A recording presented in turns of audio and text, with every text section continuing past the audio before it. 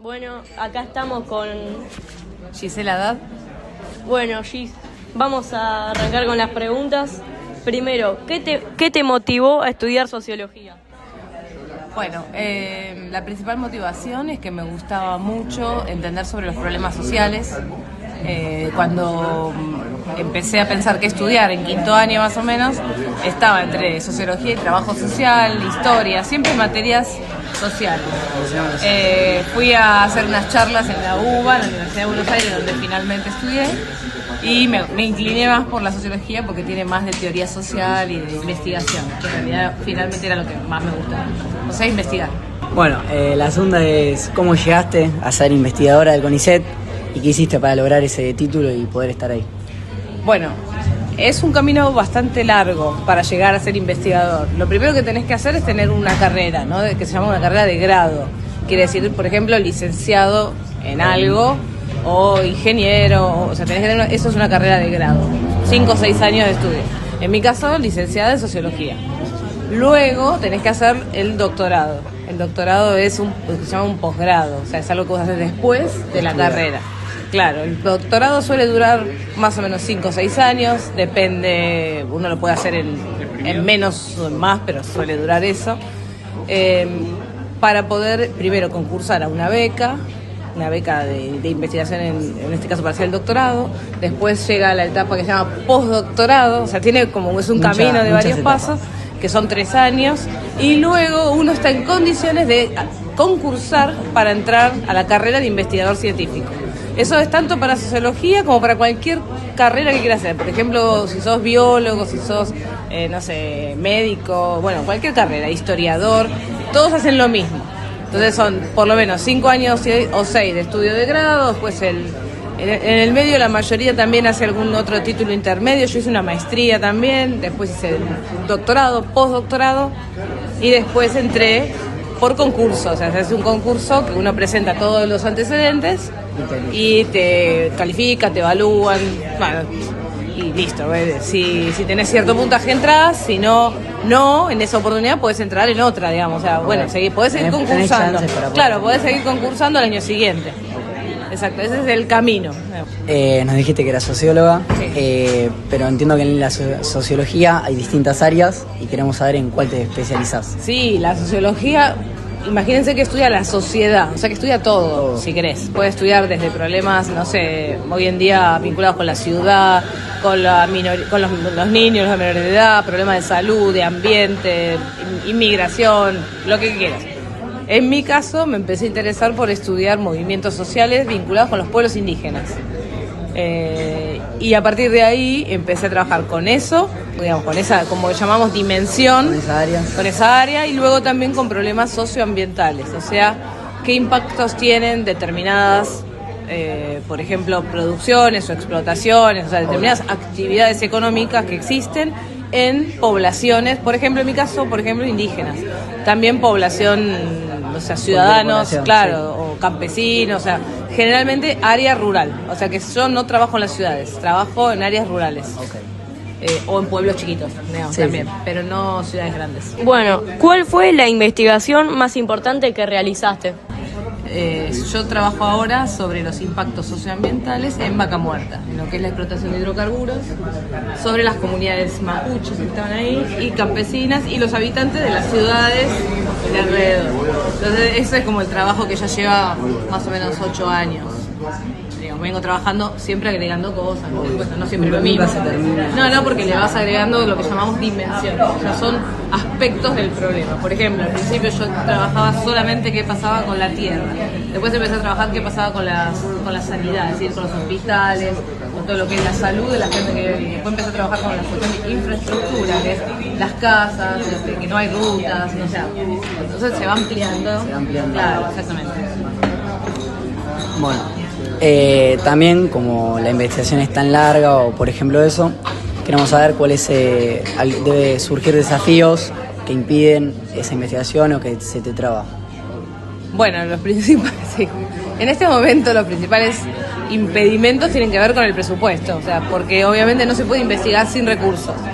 Cualquier cosa que uno trate de hacer lleva recursos, aunque sea tener una computadora, por decir lo mínimo, ¿no? O sea, uno tiene que tener un recurso disponible. En mi caso, además, hago un trabajo que está lejos de donde yo vivo. Yo vivo en Buenos Aires y trabajo en Neuquén, por lo tanto tengo que viajar. Entonces también es un recurso, lo que llamamos los viáticos para hacer los viajes, que tiene que estar. El principal obstáculo hoy en día es que el sector de ciencia está desfinanciado. Es decir, no se pone dinero para promover la ciencia. Eso implica tanto salarios, que es una parte, pero sobre todo también recursos para investigar. Entonces, el obstáculo principal de la investigación, ahora y siempre en realidad, siempre es un obstáculo. O sea que ahora, bueno, el presupuesto es menor que en otras épocas.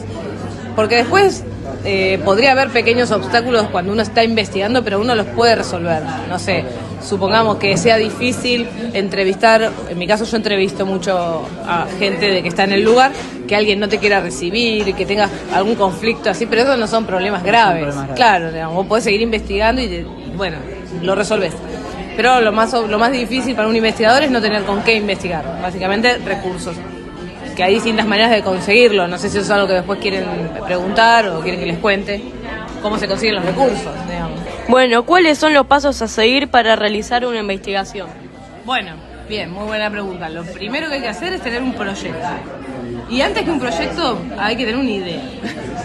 Entonces, lo primero que habría que tener es la idea de lo que uno quiere investigar. Por ejemplo, o sea, me encantaría saber, generalmente surge de la curiosidad que uno tenga. La idea puede surgir de cualquier lado. Bueno, eso, tengo una idea, entonces tengo que armar un proyecto. ¿Cómo armar un proyecto?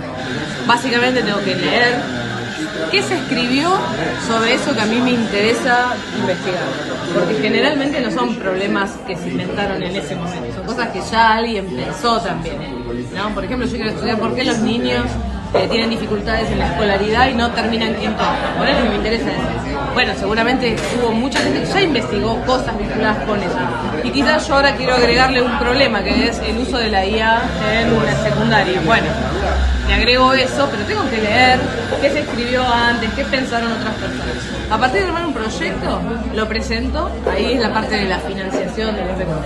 Lo presento a alguna institución, el CONICET es una, pero hay otras, no es la única, para que me lo evalúen y me lo aprueben. Obviamente, si me lo aprueban, me van a dar recursos y yo voy a decir, bueno, pongo en marcha mi investigación. Que generalmente son mínimo 2 años, 2, 3, 4 años son lo que duran los proyectos, ¿no? Se termina uno, empieza otro. Entonces uno sigue siempre con proyectos. No, como que uno no investiga de la nada. Siempre tiene, como si el proyecto es como tener una hoja de ruta, es un mapa. Es una línea. Claro, te va a decir qué es lo que vos querés hacer, por dónde tenés que ir para hacerlo. Pero un mapa. Si quiero llegar hasta acá, eso es lo que me direcciona. Entonces por eso es importante tener un proyecto, básicamente, y que esté bien hecho. Publicaste un libro titulado Repensando los movimientos y las luchas socioterritoriales en América Latina, donde explicás cómo los pueblos indígenas defienden sus territorios para preservar sus tierras, sus recursos y su cultura. Queremos saber cómo afecta la minería y el agronegocio a las comunidades que estudiaste.